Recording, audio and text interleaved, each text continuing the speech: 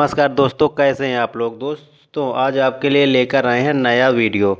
दोस्तों जो अभी तक हमारा चैनल सब्सक्राइब ना किया हो तो प्लीज़ चैनल को सब्सक्राइब कर लें और बेल आइकन को ज़रूर दबाएं, जिससे हमारे नए नए वीडियो का नोटिफिकेशन आपको मिलता रहे। तो दोस्तों चलते हैं सेशन में। तो अगर सेशन पसंद आए तो प्लीज़ लाइक करें, शेयर करें और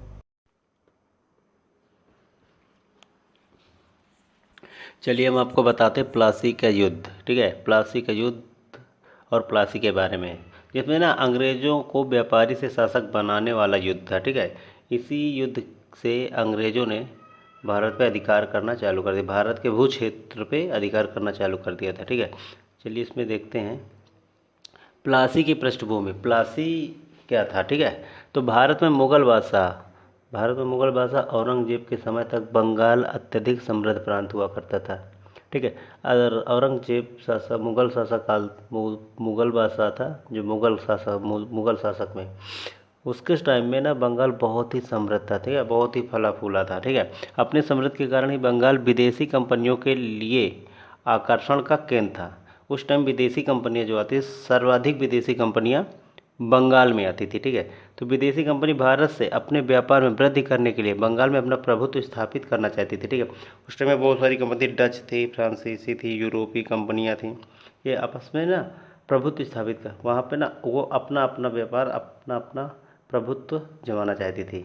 तो बंगाल में अपनी सत्ता स्थापित करने की प्रतिस्पर्धा में ब्रिटिश ईस्ट इंडिया कंपनी को सफलता प्राप्त हुई। ठीक है, वहाँ पे जो सबसे ज़्यादा सफल कंपनी थी वो ब्रिटिश ईस्ट इंडिया कंपनी। ठीक है, भारत में अंग्रेजों ने सबसे पहले राजनीतिक सत्ता बंगाल में प्राप्त किया। यह सत्ता अंग्रेजों ने बंगाल के नवाब से 1757 ईस्वी के प्लासी के युद्ध तथा 1764 ईस्वी में बक्सर के युद्ध को जीतने के उपरांत प्राप्त किया। ठीक है, बंगाल के नवाब के साथ अंग्रेजों की पृष्ठभूमि, मतलब अंग्रेजों का ना और बंगाल के नवाबों और अंग्रेजों का रिलेशन कैसा था उस टाइम। ठीक है, तो बताते हैं। मुगल काल में बंगाल एक विशाल प्रांत था। यह मुगल कालीन सर्वाधिक संपन्न राज्य था। इसके अंतर्गत बंगाल, पश्चिम बंगाल, बिहार और उड़ीसा का क्षेत्र शामिल था। ठीक है, ये सारा क्षेत्र मिला के ना बंगाल बना हुआ था उस टाइम।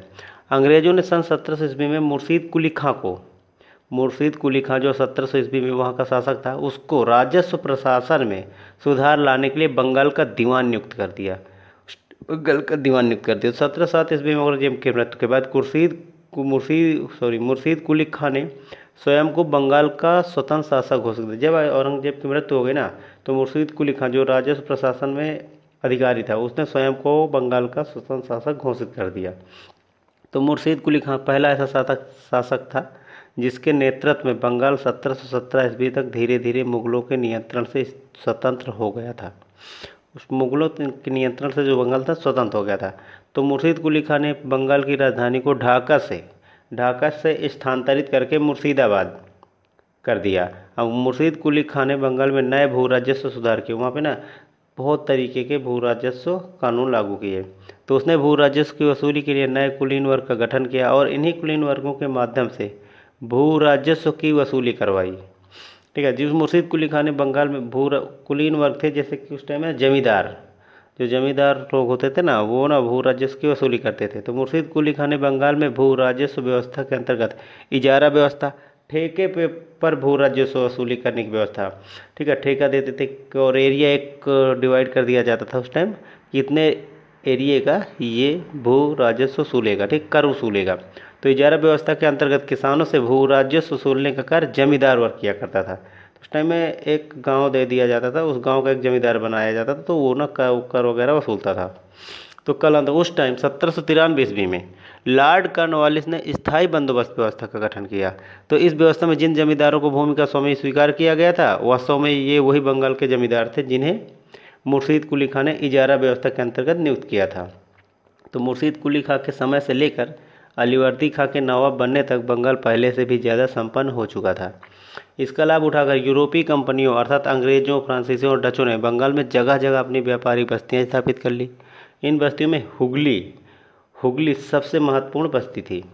ठीक है, 1727 ईस्वी में मुर्शीद कुली खां की मृत्यु के पश्चात उसका दामाद शुजाउद्दीन बंगाल के शासन की बागडोर संभाली और उसने 1739 ईस्वी तक बंगाल पर शासन किया, जिसको ना अंग्रेजों ने ना बैठा दिया था, बंगाल का शासन की बागडोर दे दी थी। तो शुजाउद्दीन के पश्चात उसका बेटा सरफराज खां गद्दी पर बैठा, किंतु सरफराज खां को 1939 से 1940 ईस्वी में गद्दी से हटाकर अलीवर्दी खां स्वयं को बंगाल का नवाब घोषित कर दिया था।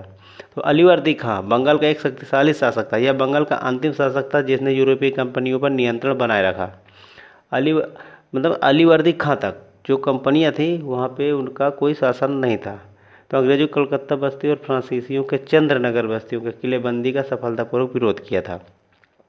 अलीवर्दी खां ने यूरोपीय कंपनियों के बारे में कहा था कि यदि उन्हें न छेड़ा जाए तो वे साथ देंगी, किंतु इन्हें छेड़ा जाए तो ये काट काट कर मार देंगी। ठीक है, वो अलीवर्दी खां जो था ना, यूरोपीय कंपनियां जो थी उनके शक्तियों के बारे में उससे आभास था। इसके बाद सिराजुद्दौला बंगाल के नवाब अलीवर्दी खां का उत्तराधिकारी था। 1756 ईस्वी में अलीवर्दी खां की मृत्यु के पश्चात उसका दौहित्र पुत्री का पुत्र, मतलब उसके पुत्री का पुत्र सिराजुद्दौला अप्रैल 1956 ईस्वी में बंगाल का नवाब बना। इसी के समय से 23 जून 1917 ईस्वी में प्लासी का युद्ध हुआ था। अब प्लासी के युद्ध की पृष्ठभूमि देखते हैं, प्लासी के युद्ध किससे किससे हुआ। तो बंगाल का नवाब बनने के बाद सिराजुद्दौला के 3 प्रतिद्वंदी थे जो सिराजुद्दौला को गद्दी से हटाना चाहते थे। सिराजुद्दौला के ये 3 प्रमुख प्रतिद्वंदी थे। पहले शौकत जंग चचेरा भाई था, घसीटी बेगम मौसी, मीर जाफर सेनापति। तो नवाब सिराजुद्दौला के ये तीनों प्रतिद्वंदियों ने अंग्रेजों के साथ मिलकर सिराजुद्दौला के खिलाफ षड्यंत्र करना शुरू कर दिया था। इस षड्यंत्र से बचने के लिए नवाब सिराजुद्दौला ने अपने चचेरे भाई शौकत जंग को मरवा दिया तथा इस षड्यंत्र में शामिल अपनी मौसी घसीटी बेगम को जेल में बंद करवा दिया और सेनापति मीर जाफर को हटाकर मीर मदान को सेनापति नियुक्त किया। सिराजुद्दौला का जो अंग्रेजों 3 प्रमुख मुद्दों पर मतभेद था जो दिन प्रतिदिन बढ़ता जा रहा था। ये तीनों प्रमुख मुद्दे निम्नलिखित हैं। अंग्रेजों के द्वारा जो मुद्दे हैं ये हैं, अंग्रेजों के द्वारा नवाब के खिलाफ खड़े षड्यंत्रकारियों को बढ़ावा देना, नवाब के अनुमति के बिना फोर्ट विलियम के किलेबंदी को और सशक्त करना, अंग्रेजों को मुगल शासक द्वारा सीमा शुल्क मुक्त व्यापार का अधिकार प्राप्त होना। 1690 ईस्वी में औरंगजेब के एक फरमान ने 3000 रुपये की वार्षिक अदायगी के बदले कंपनी को बंगाल में शुल्क मुक्त व्यापार करने का अधिकार दे दिया था।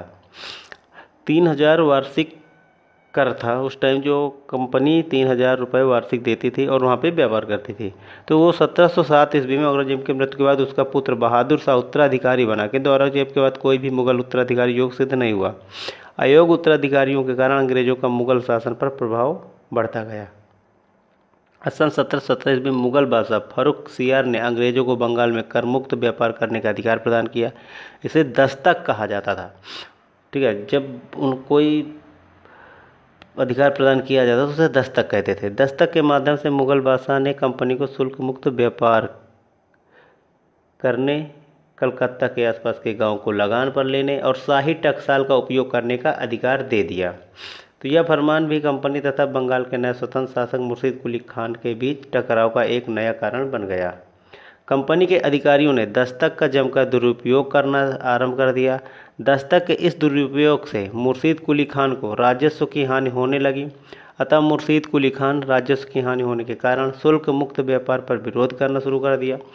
मुर्शीद कुली खान ने शुल्क मुक्त व्यापार के इस प्रावधान को कंपनी के अधिकारियों के निजी व्यापार पर लागू करने से मना कर दिया।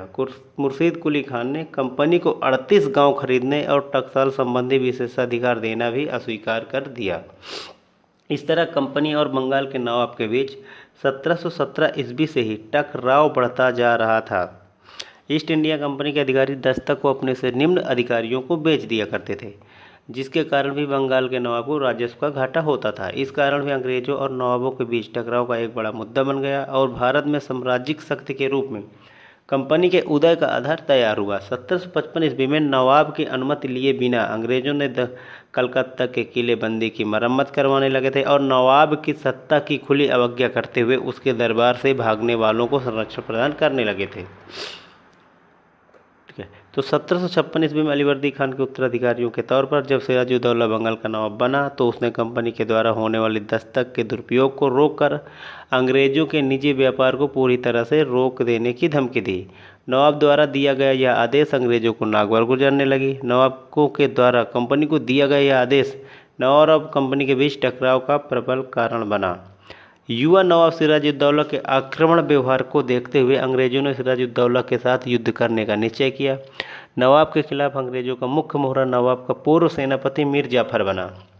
अंग्रेजों ने मीर जाफर को अपने साथ कर लिया। यही मीर जाफर नवाब के पतन और अंग्रेजी हुकूमत को भारत में स्थापित करने का कारण सिद्ध हुआ।